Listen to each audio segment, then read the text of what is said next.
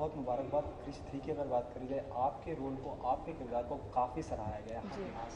How the feeling all together ना, क्रिश 3 को मतलब इतने ऋतिक होने के बावजूद, प्रियंका होने के बावजूद, लेकिन कंगना का अलग ही नाम रहा है। जी, मुझे देखिए पहले से थोड़ी उम्मीद तो थी हमें कि ये जो किरदार है बहुत फेमस हो जाएगा या लोग बहुत अच्छा समझेंगे, क्योंकि इससे पहले किसी ने भी सुपर गर्ल या इस तरह से एक म्यूटेंट या इस तरह से पावर्स किसी लड़की में, एक्शन और इतना खूबसूरत पहले किसी को कपड़े या हेयर स्टाइल्स फिल्मों में देखा नहीं है। तो जिस तरह से डायरेक्टर सर का विजन था, उस तरह से एक्सपेक्टेशंस थी, तो सब ये एक्सपेक्ट कर रहे थे। और लेकिन थोड़ा डर तो रहता ही है फिल्म रिलीज़ होने से पहले कि बड़ी बड़ी फिल्में भी कई बार नहीं चल पाती हैं, बड़े बड़े कैरेक्टर्स भी कई बार लोगों को नहीं भाते हैं। तो ये इस बात का डर था, लेकिन चलिए, all is well ends well.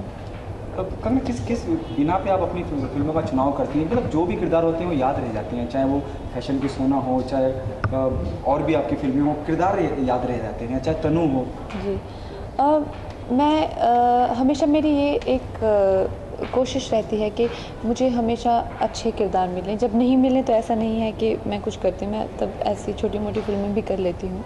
लेकिन अगर मुझे अच्छा स्ट्रॉन्ग कैरेक्टर मिले तो उसमें फिर मैं भी अपने बहुत इनपुट्स डालती हूँ और उसको मैं काफ़ी मेहनत से करती हूँ। ऐसा नहीं है कि मुझे हमेशा ही स्ट्रॉन्ग कैरेक्टर्स मिलते हैं, कई बार एक्टर अपनी मेहनत से उनको बहुत स्ट्रॉन्ग बना देते हैं। और कई बार बहुत स्ट्रॉन्ग कैरेक्टर भी अगर एक्टर्स ध्यान ना दें और उस पर अपनी जान ना लगाएं तो वो बिल्कुल लेम होके फ्लैट पड़ जाते हैं। तो मेरी कोशिश रहती है कि अगर मुझे डायरेक्टर ने ऑलरेडी एक अच्छा, जैसे काया का कैरेक्टर ऑलरेडी एक हाईलाइट थी फिल्म की, तो अब उसको और आगे कैसे लेके जाना मेरी खुद की रिस्पॉन्सिबिलिटी थी। ओके, काया के किरदार को तो काफ़ी पसंद करा गया। अब आपकी फिल्म आई है रज्जो, प्रोमो को काफ़ी अप्रिशिएट करा जा रहा है, एक तरह से लोग पसंद करें जिस तरह की आपकी डायरेक्ट डिलीवरी है, एकदम बिंदास अंदाज में आप नज़र आ रही हैं। जी। कितना आप मानती हैं half the battle is won जब लोगों को प्रोमो पसंद आने लगता है?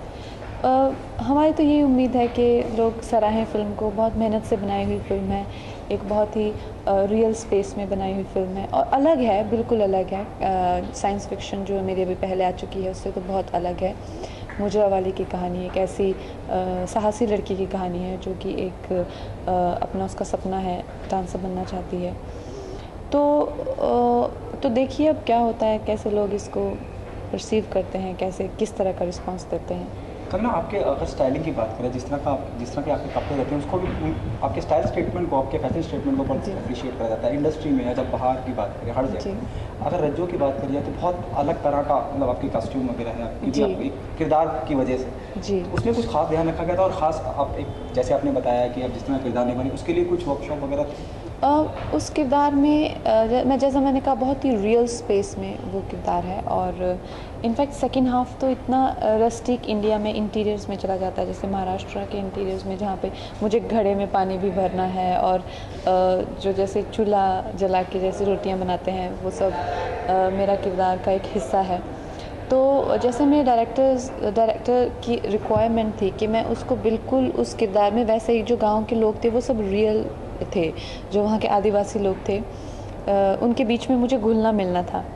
तो वो हम लोगों ने वो एक बिल्कुल ऑथेंटिक रखा है। तो उसमें मेरी साड़ियाँ भी 100-200 रुपये से ज़्यादा नहीं, और वैसे उनको पहनने का तरीका या चलने का तरीका, तो वो उस तरह का कैरेक्टर के अपने वो वैसे चैलेंजेस होते हैं। ओके, जिस तरह की प्रोमो में से मालूम पड़ रहा है कि आप कम उम्र का ऐसा लड़का दिखाया है, उसे आपसे प्यार हो जाता है। जी। इस तरह की और फिल्म कभी आई नहीं है, और उसका क्या क्या खास रहेगा अगर ऑडियंस की बात करी जाए? क्योंकि एक दो फिल्में आई हैं जो मतलब अलग इस तरह की लव स्टोरी थी, लेकिन जो मुजरा या कोई इस नहीं, तरह से। ये जो फिल्म है ये खासकर एक लव स्टोरी है इसमें, लेकिन ये फैमिली एंटरटेनर है। अगर लोग ऐसा सोचेंगे, जैसे कि इस स्पेस में जो फिल्में आती हैं हमेशा थोड़ी कंट्रोवर्शियल रहती हैं, इसमें किसी तरह का कोई ऐसा ना सीन है ना ऐसा कोई इसका थीम है। बहुत ही फैमिली ओरिएंटेड, आप अपने बच्चों के साथ देख सकते हैं, क्योंकि ये एक मुजरा वाली, तो मुजरा तो उसकी ज़िंदगी का एक हिस्सा रहा होता है। वो एक लड़की की जर्नी है कि कैसे वो अपने सपनों को पाती है, अपने साहस से, अपनी ज़िद से। तो उस कुछ हिस्सा मुजरा खाने में जाता है, बट बाकी की कहानी रस्टिक इंडिया में है और फैमिली एंटरटेनर है। कंगना क्या कहना चाहेंगी ऑडियंस के why they come and be a part of Rajju, क्योंकि लग रहा है कि मतलब जो आपने मकाम हासिल किया उसके लिए किसको किसको थैंक्स बोलना चाहेंगी जहाँ तक आप पहुँची अपने बलबूते पे, बहुत कम स्टार ऐसे हैं इंडस्ट्री में जिन्होंने शुरुआत करी और वो गायब हो जाते हैं, लेकिन आपने जो कुछ भी हासिल किया है, चाहे वो क्रिश हो, चाहे तनु वेट्स मनी हो, जो भी जितनी पॉपुलरिटी जितना भी लोग आपको चाहते हैं, किसको थैंक्स कहना चाहेंगी, क्या बोलना चाहेंगी? मैं कई लोगों का इसमें कंट्रीब्यूशन होता है, ऐसा नहीं कि आप एक इंसान के कंट्रीब्यूशन से आगे आ सकते हैं।